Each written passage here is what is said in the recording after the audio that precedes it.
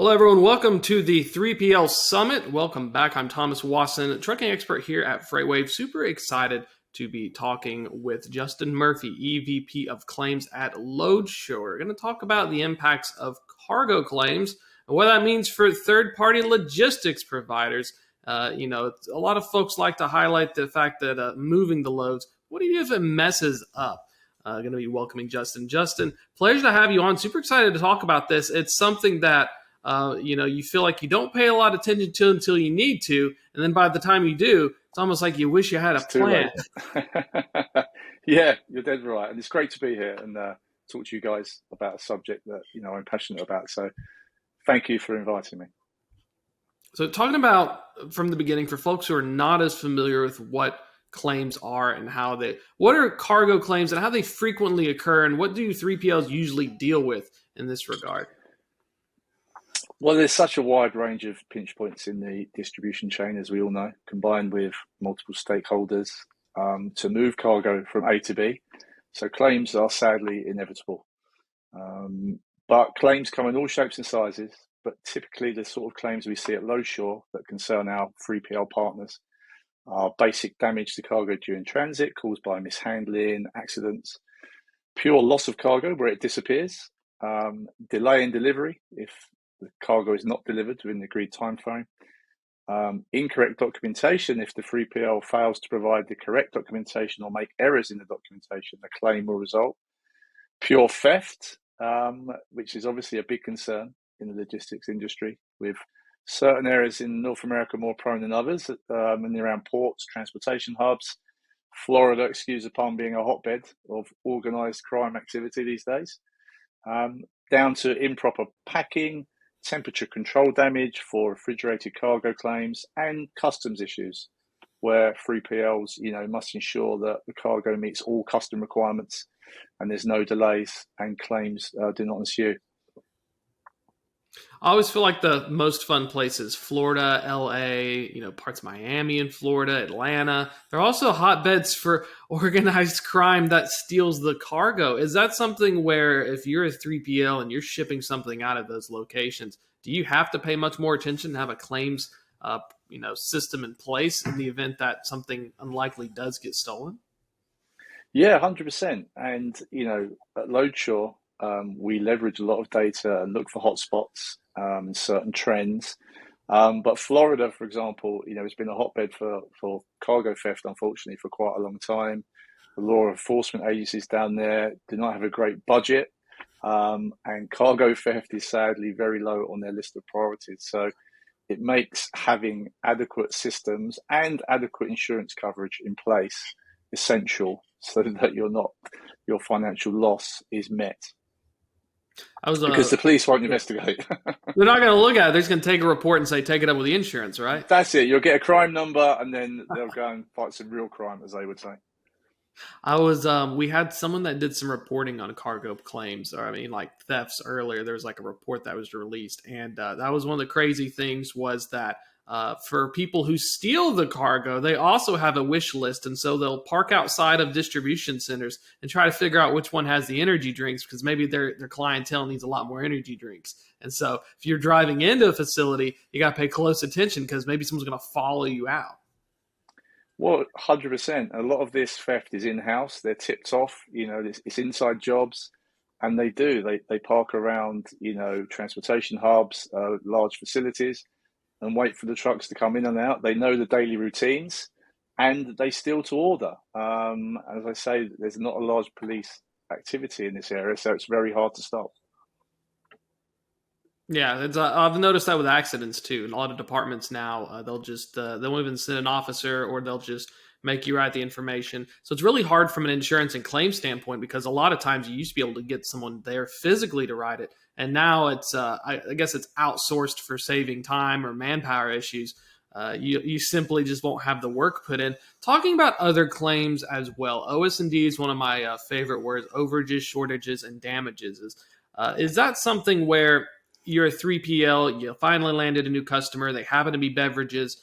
What should you be worrying about? Because I've seen a lot of stories from food and beverage companies in terms of this customer may be good, but now the claims start and then it turns out it's not good. OS&D in food and beverage being the number one commodity that is subject to theft and loss and shortage and damage for obvious reasons. OS&D, as you've said, over, short, and damage. These are claims that fundamentally come from the carrier, who will file against the shipper or the 3PL if the cargo is damaged. If it's over, they receive more goods than listed on the bill. If it's short, and sometimes if it's damaged and short. So if you're a shipper or receiver who receives a notice from a carrier claim for damage for OS&D, it's vitally important to investigate the claim thoroughly and determine whether it's valid, first off. This will involve reviewing, shipping documents, inspecting the goods, and gathering evidence to support your position. If you believe the carrier's claim is invalid, you would dispute this and you will file a counterclaim. Hence, it's always good to have claims professionals on your side who will back you in this and take over this process. So to address these issues, I would say it's vitally important for 3PLs and shippers to have effective processes in place for managing claims, which includes promptly documenting any damages or issues that arrive or occur during transportation, taking photos, videos at the time of delivery, so that you are prepared in the strong likelihood that a claim for food and beverage will occur.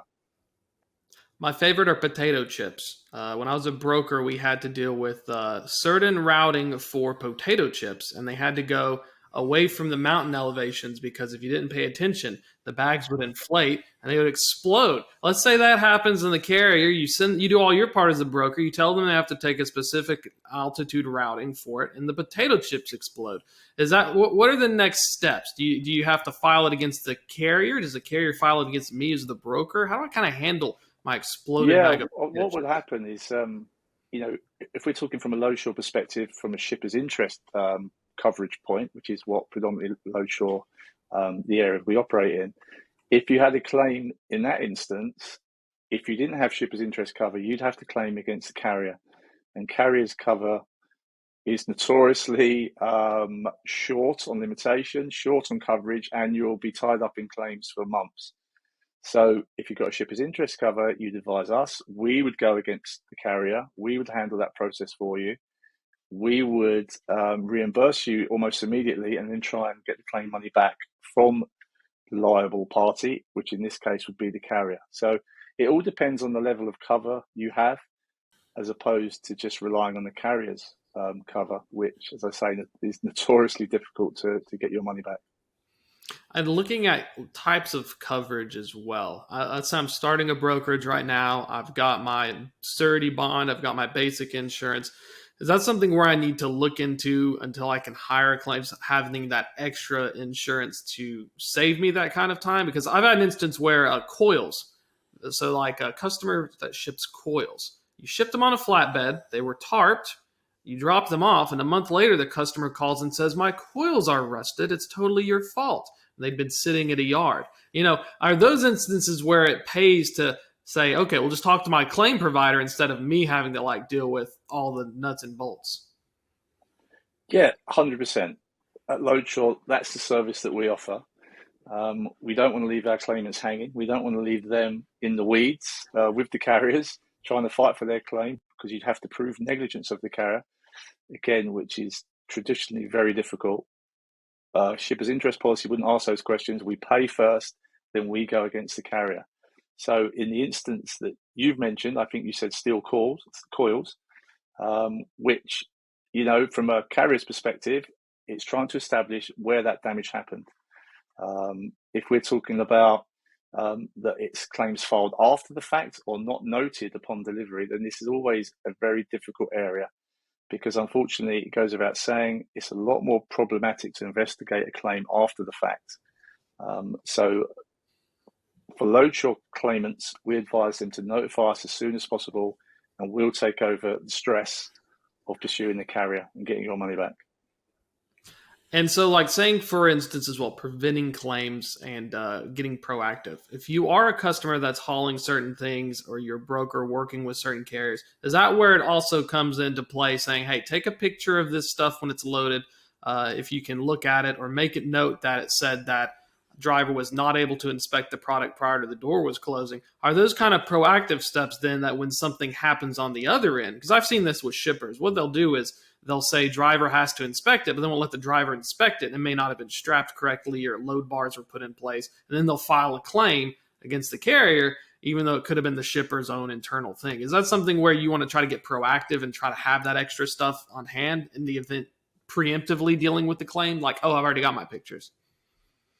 Yeah, exactly. We encourage claimants, and I'm sure other claims providers do, for our claimants to be fully educated on the level of cover, the information required, getting the delivery note stamped, getting the delivery note noted if there's any exceptions upon delivery.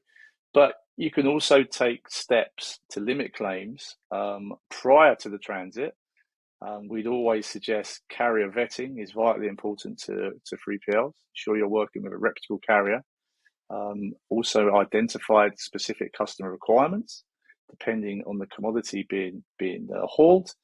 Ensure that there's proper packaging for that commodity so that it can withstand the rigors of the road haulage transit. Also having regular quality control checks, which help identify potential issues before they become problems. And moreover, and this would be a common thread through claims management, is effective communication, which is critical to minimizing the risk of claims for all parties. So by taking these preemptive steps, shippers and 3PLs can minimize the risk of claims and ensure that the cargo is transported safely and efficiently, or as far as possible anyway. Looking at carrier vetting, what are some good signs and what are some red flags and what are some green flags or good signs of a carrier when you're looking to see if you can trust them with sensitive cargo? Yeah, of course. I think in our industry, it's hugely important that they can verify they have adequate insurance in place, look at their safety record, and ensure that they comply with all regulations. A lot of theft claims and identity thefts are down to carriers not being vetted, turning up to pick the load, having false ID, the load is released to the carriers, and they disappear. So I think, with the data out there at the moment and technology as it is, it's very easy to vet carriers, and red flags will soon become apparent.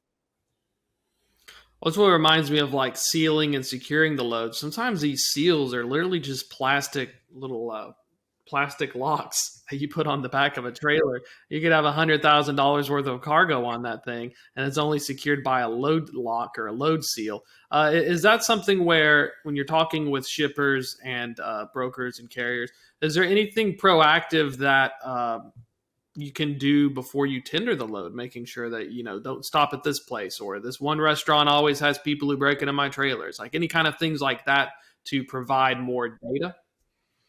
Yeah, of course. That comes down to risk management, quality management, and knowing your route, knowing your customer, knowing your commodity, and knowing your geographical area and limitations, and looking for hotspots. As I said earlier at Loadsure, we leverage the data that we receive in our portal so we can identify these areas, and we can enter into risk management programs with our partners, with our shippers, with our 3PLs. So they're aware of the potential issues and they can put in measures to avoid them and limit their claims volume, which is what it's all about, and keep their bottom line moving along nicely. And kind of coming around, tidying things up here as well. Final thoughts for folks who are in the 3PL industry. They're normally just salespeople. They're only focused on getting the customer. What are some of the most important things that they should look at to get started and trying to wrap their head around the back end, which is what happens when it goes wrong? Yeah, I think that's a really good question.